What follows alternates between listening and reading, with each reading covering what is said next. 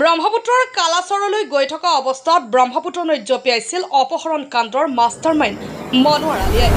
এতিয়াও সন্ধান নাই মনোৱাৰ আলীৰ। কামৰূপ আৰক্ষীয়ে দুৰ্যোগ ব্যৱস্থাপনা বিভাগৰ সহযোগত মনোৱাৰৰ সন্ধান কৰি আছে নলবাৰী কালাচৰ ব্ৰহ্মপুত্ৰত। জালুকাৰী বাছ ষ্টপেজৰ পৰা 4 অপহৰণকাৰীয়ে অপহৰণ কৰিছিল ঋষভ প্ৰসন্ন আৰু সহযোগী যুৱতীক। কুখ্যাত মনোৱাৰৰ বিৰুদ্ধে বিভিন্ন থানাত আছে 12টা গোচৰ। মোকালমোৱাত 3টা, হাজোত আগিয়া, ৰৌতা, খগ্ৰাপাৰা, গোৱালপাৰা, ছয়গাঁও, লখিমপুৰ, নংপু, উকিয়াম এটাকৈ অপৰাধজনিত গোচৰ পঞ্জীয়ন হৈ আছিল। অপহৃত যুৱতীক অপহৰণকাৰীয়ে শাৰীৰিক মানসিক নিৰ্যাতন চলোৱাৰ সম্পৰ্কত আৰক্ষীয়ে তদন্ত কৰি আছে। আমিনগাঁৱৰ পৰা গোবিন্দ দাসৰ ৰিপৰ্ট, পি সংবাদ। যোৱাকালি মাজৰাতি এটা খবৰ পোৱা গৈছিল যে জালুকবাৰী ট্ৰেফিক ইণ্টাৰছেকশ্যনৰ পৰা এহাল ল'ৰা ছোৱালী এখন নীলা ৰঙৰ ছুইফ্ট ডিজায়াৰ গাড়ীত কিডনেপ কৰি নৰ্থ গুৱাহাটীৰ ফালে লৈ অনা হৈছে আৰু সেইমতে কামৰূপ জিলাৰ উত্তৰ-পাৰৰ সকলো থানাত আমি নাকা পাইছিলোঁ। ৰাতি প্ৰায় 12:15, 12:20 মান সময়ত মান্দাঘাটৰ ওচৰত গাড়ীখন OC বাইহাটাই ইণ্টাৰচেপ্ট কৰিবলৈ কৰে আৰু গাড়ীখন ৰখাব চেষ্টা কৰে। তেতিয়া গাড়ীখনে আইন অমান্য কৰি OC আৰু এজন আমাৰ আৰক্ষী জোৱানক মহতিয়াই গাড়ীখন পলাই যায় বেজাৰৰ ফালে। পুলিচে গাড়ীখনৰ পিছা লয় আৰু অলপ সময়ৰ পিছত গম পোৱা যায় যে গাড়ীখনে বেজাৰৰ পৰা প্ৰায় 7 কিলোমিটাৰ দূৰৰ এখন গাঁৱত ল'ৰা ছোৱালীহাল নমাই গাড়ীখন তাৰ পৰা পলায়ন কৰিছে। যেতিয়া ল'ৰা ছোৱালীহালক পুলিচে ইণ্টাৰভিউশ্যন কৰে তেতিয়া গম পায় যে শ্বিলঙৰ পৰা ফুৰি আহি আছিল। ল'ৰাজনৰ ঘৰ বেংগালুৰু আৰু মহিলাগৰাকীৰ ঘৰ গোৱালপাৰা জিলা। তেখেতে আহি থাকোঁতে তেওঁলোকে টেক্সিৰ কাৰণে ৰখি থাকোঁতে 4জন মানুহে তেওঁলোকক টেক্সিত সোমাই জোৰ তেওঁলোকক কিডনেপ কৰি তেওঁলোকে প্ৰথমতে এয়াৰপৰ্টৰ ফালে আৰু পৰৱৰ্তী সময়ত নৰ্থ গুৱাহাটীৰ ফালে ব্ৰহ্মপুত্ৰ ব্ৰিজ পাৰ কৰি লৈ আহে আৰু তেওঁলোকৰ হাতত 1200 টকা আছিলে, মোবাইল ফোনকেইটা তেওঁলোকৰ পৰা আহি লয়।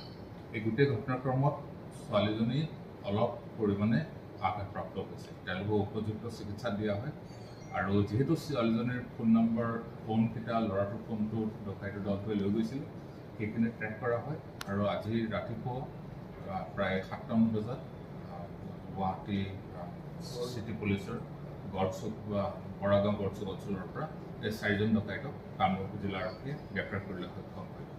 তেওঁলোকৰ নামকেইটা মই কৈ দিছোঁ: মনোৱাৰ হুছেইন, মোকালমোৱা নলবাৰী কালাচৰৰ; ৰমজান আলী মোকালমোৱাৰে; জেহিৰুল ইছলাম লক্ষীপুৰ গোৱালপাৰা আৰু তহিজুদ্দিন মোকালমোৱা নলবাৰী।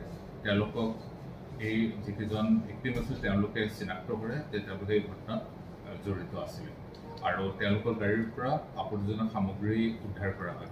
পৰৱৰ্তী সময়ত ইণ্টাৰভিউশ্যন কৰাৰ পিছত যোন মনোৱাৰ হুছেইন আছিলে তেখেতে ভেটেৰেন ডকাইত আছিল, বহুতকেইটা কেছত ইতিমধ্যে জড়িত হৈ আছে।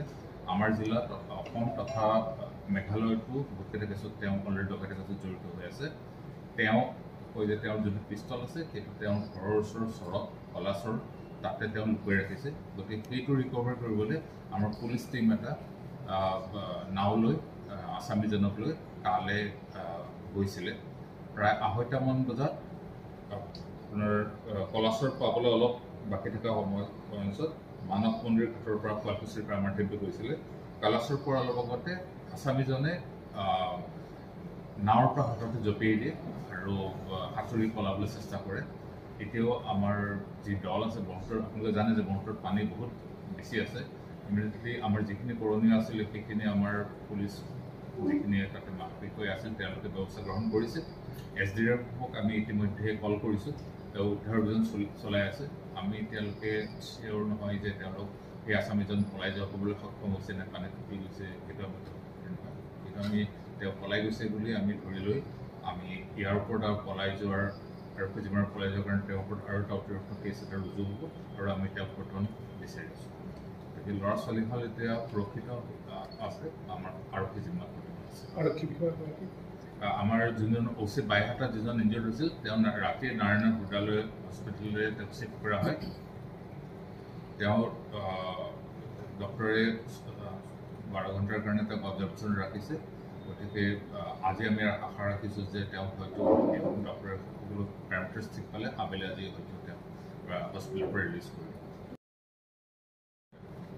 এই গ্ৰুপ যোনটো ইনভলভ আছে তেওঁলোকে আগতেও এনেকুৱা গাড়ী কিডনেপ কৰি গাড়ীত থকা মানুহখিনি লৈ ধনৰ লুটপাটৰ ঘটনাত আছে আগতে তেখেতসকলৰ অসমৰ বিভিন্ন থানাত কেছ ৰুজু আছে য'ত তেওঁলোকে ৰাতি ক'ৰবাৰ পৰা ধন লৈ আহিলে আগতে তেওঁ মুৰ্গী বেপাৰ কৰি ঘূৰি অহাৰ সময়ত তেওঁলোকে 2-3বাৰ তেনে পইচা তেওঁলোকে ডকাইতি কৰি লৈ গৈছে এতিয়া বিভিন্ন ধৰণৰ তেওঁলোকৰ গোচৰ অলৰেডি ৰুজু হৈ আছে এনেকুৱা ধৰণৰ ঘটনা বহু হৈছে কেইবাটাও য'ত ভাড়া মৰা গাড়ীৰ বেগত আহি পেলাই উঠাই লৈ যায় আমি ইতিমধ্যে এই ঘটনাটোৰ লগত গুৱাহাটী চিটি পুলিচৰ লগত কথা পাতিছোঁ তেখেতৰ টিম এটা আহিব ইণ্টাৰগেশ্যন কৰিব আৰু ইনিচিয়েল ঘটনাটো যিহেতু জালুকবাৰীত হৈছে গতিকে DCP ৱেষ্ট আমাৰ কমিশ্যনাৰ পুলিচ ছাৰেও লগত কথা পাতিছে গতিকে তেখেতে সেই তদন্ত কৰিব আৰু তেখেতৰ নিশ্চয় ব্যৱস্থা ল'ব যাতে এইটো পুনৰাবৃত্তি যাতে নহয় কাৰণ এই কেছটো পৰা গম পোৱা গৈছে যে তেনেকুৱা ধৰণৰ মাজৰাতি এনেকুৱা ঘটনা হ'ব পাৰে গতিকে তাৰ ওপৰত নিশ্চয় ব্যৱস্থা ল'ব আমাৰ ইণ্টাৰগেশ্যন তাত মোক কোৱা মতে তেখেতসকলৰ পৰিয়ালকো ফোন কৰিবলৈ বাধ্য কৰাইছিলে যে আমি কিডনেপ হৈছোঁ গতিকে পইচা পঠোৱাৰ ব্যৱস্থা কৰিব লাগে কাৰণ ল'ৰা ছোৱালীহঁতৰ হাতত বেছি পইচা নাছিলে তেওঁলোকে শ্বিলঙৰ পৰা ঘূৰি আহি মাত্ৰ 1200 টকাহে তেখেতৰ হাতত আছিলে গতিকে সেইটো কৈছে বুলি মোক কৈছিল কিন্তু সেইটো আমি কল হৈছিল নাই সেই ডাটাটো আমি এতিয়ালৈকে চেক কৰিব পৰা নাই চেক কৰিলে আমি